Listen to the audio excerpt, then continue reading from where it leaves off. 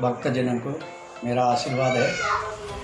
आज मार्कंडेश्वर संक्षिप्त पुराण में से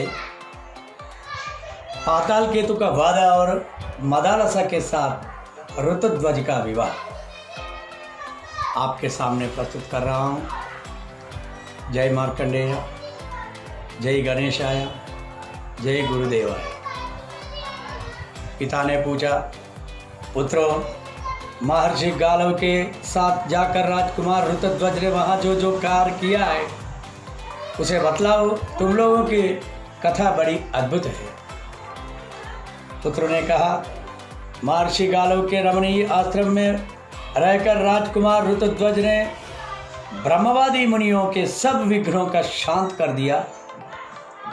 वीर कुलेश्वर गालवाश्रम में ही निवास करते हैं, इस बात का वह मदोन्मत्त नीच दानव नहीं जानता था।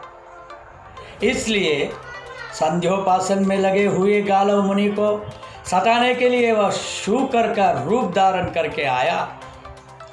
उसे देखते ही मुनि के शिष्यों ने हल्ला मचाया। फिर तो राजकुमार शीघ्र ही घोड़े पर सवार हो धनुष लेकर उसके पीछे दौड़े।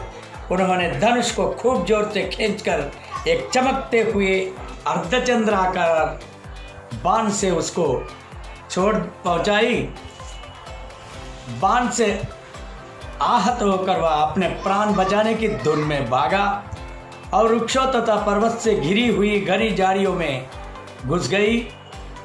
वह घोड़ा भी मन के समान वेग से चलने वाला था। उसने बड़े वेग से उस सुअर का पीछा किया। वराह रूपधारी दानव तीव्र वेग से भागता हुआ 7 योजन दूर निकल गया और एक जगह पृथ्वी पर विवर के आकार में दिखाई देने वाले गड्ढे के भीतर पड़ी फुर्ती के साथ कूद पड़ा। इसके बाद शीघ्र ही अश्वरोही राजकुमार भी घोर अंधकार से भरे हुए उस भारी गड्ढे में कूद पड़े। उसमें जाने पर राजकुमार को वह सुअर नहीं दिखाई पड़ा, बल्कि उन्हें प्रकाश के पूर्ण पाताल लोक का दर्शन हुआ। सामने ही इंद्रपुरी के समान एक सुंदर नगर था, जिसमें सैकड़ों सोने की महल शोभा पा रही थे।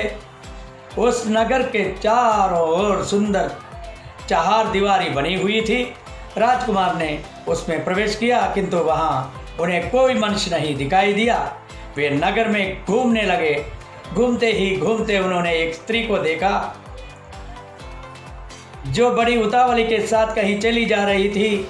राजकुमार ने उससे पूछा, तू किसकी कन्या है, किस काम से जा रही है? उस सुंदरी ने कुछ उत्तर नहीं दिया। वह चुपचाप एक महल की सीढ़ियों पर चढ़ गई।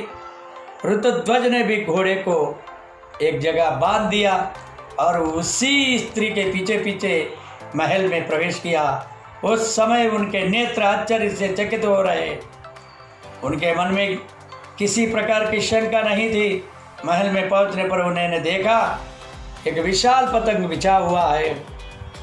विशाल पलंग के जो ऊपर से नीचे तक सोने का बना हुआ है, उस पर एक सुंदरी कन्या बैठी थी जो कामना युक्त रति सी जान पड़ती थी।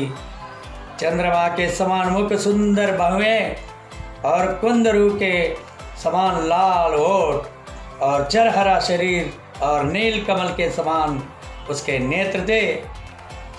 अनंगलता की भांति उस सर्वांग सुंदरी रमणी को देखकर राजकुमार ने समझा ये कोई रसातल की देवी है। उस सुंदरी बाला ने भी मस्तक पर काले घुंघराले बालों से सुशोभित उभर हुई छाती, स्थूल कंधों और विशाल भुजाओं वाला राजकुमार को देखकर साक्षात कामदेव ही समझा। उनके आते ही वह उस सहसा उठकर खड़ी हो गई, किंतु उसका मन अपने वश में न रहा। वह तुरंत ही लज्जा, आश्चर्य और दीनता के वशीभूत हो गई। सोचने लगी, ये कौन है? देवता, यक्ष, गंधर्व, नाग अथवा विद्याधर तो नहीं आ गए, या ये कोई पुण्यात्मा मनुष्य है? यूं विचार कर उसने लंबी सांस ली और पृथ्वी पर बैठकर सहसा मूर्छित भी हो गई। राजकुमार को भी कामदेव के बाण का आघात सा लगा, फिर भी धैर्य धारण करके उन्होंने उस तरुणी के आश्वासन दिया और कहा, डरने की आवश्यकता नहीं। वह स्त्री जिसे उन्होंने पहले महल में जाते हुए देखा था, ताड़ का पंखा लेकर व्यग्रतापूर्वक हवा करने लगी।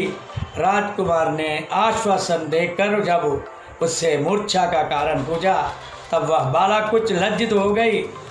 उसने अपनी सखी को सब बातें बता दी।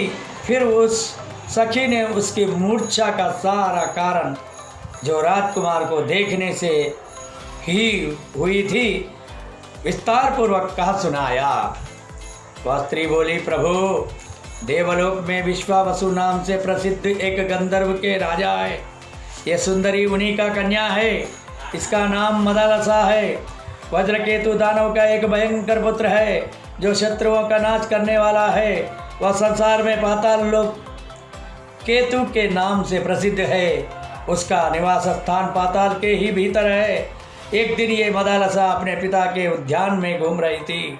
उसी समय उस दुरात्मा दानव ने विकारमयी माया फैलाकर इस असहाय बालिका को हर लिया। उस दिन मैं इसके साथ नहीं थी। सुना है आगामी त्रयोदशी को ये असुर इसके साथ विवाह करेगा, किंतु जैसे शूद्र वेद की श्रुति का अधिकारी नहीं है, उसी प्रकार वह दानव भी इस सर्वांग सुंदरी मेरी सखी को पाने का योग्य नहीं है। अभी कल की बात है, ये बेचारी आत्महत्या करने का तैयार हो गई थी। उस समय कामधेनु ने आकर आश्वासन दिया, बेटी, वह नीच दानव तुम्हें नहीं पा सकता। महाभागे, मर्त्यलोक में जाने पर इस दानव को जो अपने बाणों से बींग डालेगा, वही तुम्हारा पति होगा। बहुत शीघ्र ये सुयोग प्राप्त होने वाला है। ये कहकर सुरभि देवी अंतर्धान हो गई। मेरा नाम कुंडला है। मैं इस मदालसा का सखी और विंध्यावान की पुत्री और वीर पुष्करमाली की पत्नी हूँ। शुंभ ने मेरे स्वामी को मार डाला, तब से उत्तम व्रतों का पालन करती हुई दिव्य गति से भिन्न भिन्न तीर्थों में विचारती रहती हूँ, और अब मैं परलोक सुधारने में ही लगी हूँ। दुष्टात्मा पाताल केतु आज वराह का रूप धारण करके मर्त्यलोक में गया था। सुनने में आया है वहाँ मुनियों की रक्षा के लिए किसी ने उसको अपने बालों का निशान बनाया है। मैं इस बात का ठीक ठीक पता लगाने के लिए ही गई थी। पता लगाकर तुरंत लौट आई। सचमुच ही किसी ने उस अधम दानव को बाण से भींग डाला है। अब मदालसा के मूर्छित होने का कारण सुनिए। मानस, आपको देखते ही आपके प्रति इसका प्रेम हो गया, किंतु ये पत्नी होगी किसी और की, जिसने उस दानव को अपने बाणों का निशाना बनाया गया। यही कारण है जिससे इसको मूर्छा आ गई।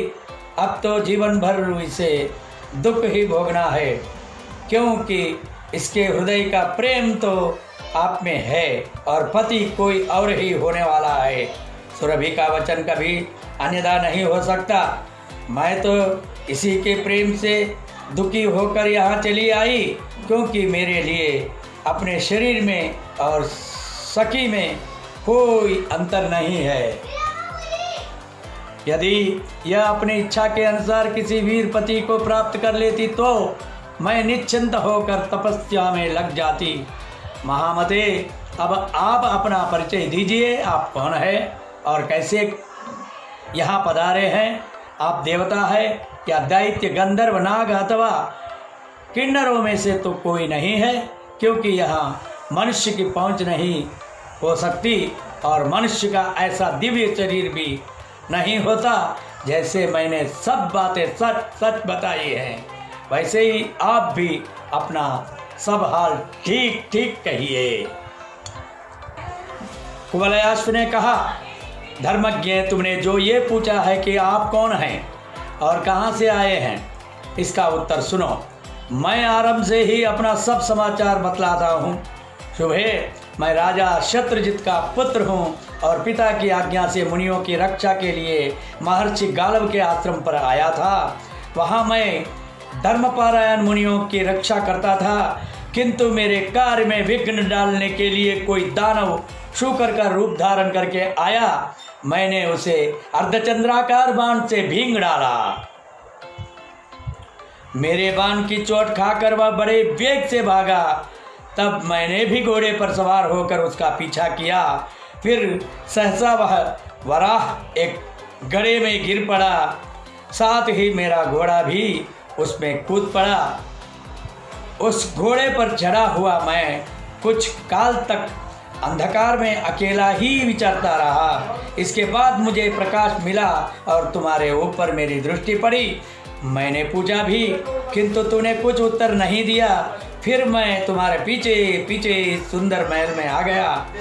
ये मैंने सच्ची बात बतलाई है। मैं देवता, दानव, नाग, गंधर्व अथवा किन्नर नहीं हूँ।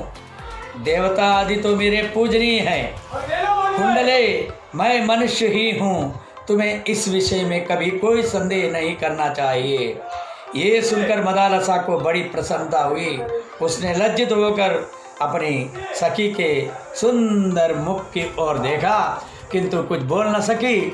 उसकी सखी ने फिर प्रसन्न होकर कहा, वीर, आपकी बात सत्य है, इसमें संदेह के लिए कोई स्थान नहीं है। मेरी सखी का हृदय और किसी को देखकर असत नहीं हो सकता। अधिक कमनीय कांति चंद्रमा को ही प्राप्त होती है। प्रचंड प्रभा सूर्य में ही मिलती है। दैवी विभूति धन्य पुरुषों को ही प्राप्त होती है। धृति धीर के और क्षमा उत्तम पुरुषों की ही मिलती है। इसमें संदेह नहीं कि आपने ही उस नीच दानव का वध किया है। भला गौमाता सुरभि मिथ्या कैसे कहेंगी? मेरी ये सखी बड़ी भाग्यशालिनी है। आपका संबंध पाकर वह धन्य हो जाएगी। वीर, जिस कार्य को विधाता ने ही रच सका है, उसे अब तुम भी पूर्ण करो। कुंडला की बात सुनकर राजकुमार ने कहा, मैं पिता के अधीन हूँ। उनकी आज्ञा के बिना इस गंधर्व राजकन्या से किस प्रकार विवाह करूं? कुंडला बोली, नहीं नहीं, ऐसा ना कहिए। ये देवकन्या है। आपके पिताजी इस विवाह से प्रसन्न होंगे, अतः इसके साथ अवश्य विवाह कीजिए। राजकुमार ने तथास्तु कहकर उसकी बात मान ली। तब कुंडला ने विवाह की सामग्री एकत्रित करके अपने कुलगुरु तुम्बुर का स्मरण किया। वे समिधा और कुश लिए तत्काल वहां आ पहुंचे। मदालसा के प्रेम से और कुंडला का गौरव रखने के लिए उन्होंने आने में विलंब नहीं किया। वे मंत्र के ज्ञाता थे, अतः अग्नि प्रज्वलित करके उन्होंने हवन किया और मंगलाचार के अनंतर कन्यादान करके वैवाहिक विधि संपन्न की। फिर वे तपस्या के लिए अपने आश्रम पर चले गए। तदनंतर कुंडला ने अपने सखी से कहा, सुमुखी, तुम जैसी सुंदरी को राजकुमार ऋतध्वज के साथ विवाहित देखकर मेरा मनोरथ पूर्ण हो गया। अब मैं निश्चिंत होकर तपस्या करूंगी और तीर्थ को जल से अपने पापों को धो डालूंगी, जिससे फिर मेरी ऐसी दशा न हो। इसके बाद जाने के लिए उत्सुक हो। कुंडला ने बड़ी विनय के साथ राजकुमार से भी वार्तालाप किया और इस समय अपनी सखी के प्रति स्नेह की अधिकता से उसकी वाणी गदगद हो रही थी। अपना चैनल को लाइक करो, शेयर करो, सब्सक्राइब करो।